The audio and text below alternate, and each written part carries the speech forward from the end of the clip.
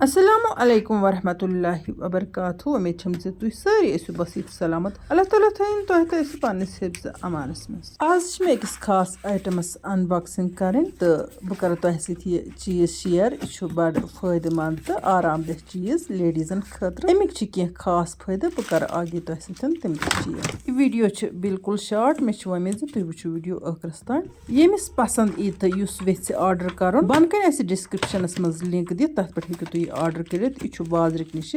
काफ़ी सस्त मिलान online one वो तुम यह वैक्यूम क्लीनर अम सफाई कर यह अमुक डस्टबिन बटनस पे हल्क प्रेस कर तो यह डस्टबिन ओपन गसान पे हेकान यह साफ कर मकानस करो सफाई पे करो यह डस्टबिन तह साफ इत डस्टबिन साफ कर अम पे वो यह ब्या बटन यह ऑन ऑफ बटन ये सात पावर लागो तो बे थप थप सकान और योर आराम सान पकनवित अम पे वोस तार कच जीठ तार बिल्कुल जीठ आसान अगर जन हाल आह बोड़ तथ बड़िस हालस आराम सान अम डुवित हेकान तो मशीन तल आसान पही मशीन पाने और योर पकान वो तो वन तार कच जीठ मज नेरान यह तार पे बे वटन तो यह अथ मज बंद थवन चूंकि लसलों सत डुवान तो वन गो यमुक डुवन हना डिफरेंट यह डीप क्लीनिंग करान अमकिस डुवनस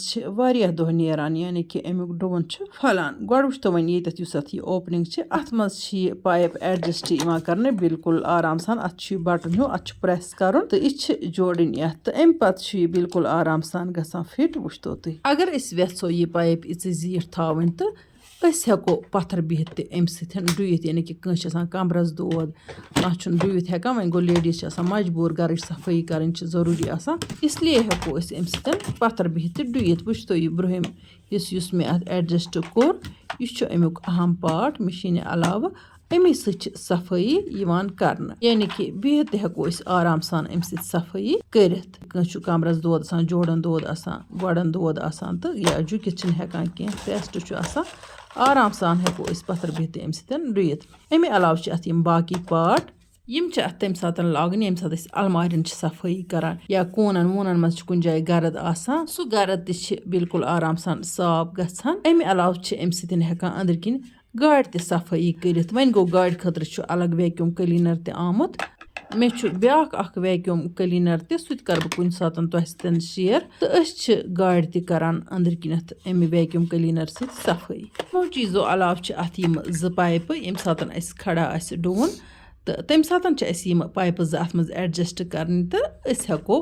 खड़ा वथित अम आराम सान डुवित यमो न यह वनिक ताम जात यूज कोर्मुत तिम वुचतन वन यह कित कन यूज कर चूंकि आसान घरन मज वारिया हैवी कालीन तिमन कालीन सफाई करने बापत ज्यादा बेहतरीन चीज़ यह करान डीप क्लीनिंग यानी कि यह सारी गर्द खालान मैटिंग मतलब नेबर दन जरूरत पे पेवान कहें अगर तुलो तो कुठन मैटिंग ताप दिमोस तो अमे गो क्लीनिंग करें पे सो दन जरूरत कहें पे दन खतर नफर पेवान अन तुलन त्रावन खतर नफर पेवान अन तो सह प्रॉब्लम ये सॉल्व गसान ये तुम वुचान यह बटन हिू कोर मे अत हूर तो यह अत आसान यल थवन अपर अत एयर वातान तो अम सह असल पे डुन बन कन इथे कन बटन सह ओपन थवन यमो बटन ओपन थवन सत एयर वातान तो आराम सान डुन अगर बटन बंद थो तो यह पक ठीक पे कह अमुक थवन ध्यान अम सको मैटिंग तल त सफाई कर सीमटस त सफाई कर तो पे हेको यह मैटिंग बिल्कुल असल पे त्रत यानी कि पे अगर वरियस मज अकि फिर तुलो तो चल अक्सर अमे मशीन सठ दुह 15 दुह या रेत सफाई कर अमे मशीन मरद हेकान आराम सान डुवित अमे मशीन सफाई करान वारियस काल सन कमर रोजान साफ आखिरस पे वन बह यह कत वैक्यूम क्लीनर घर सफाई बापत सठी अहम।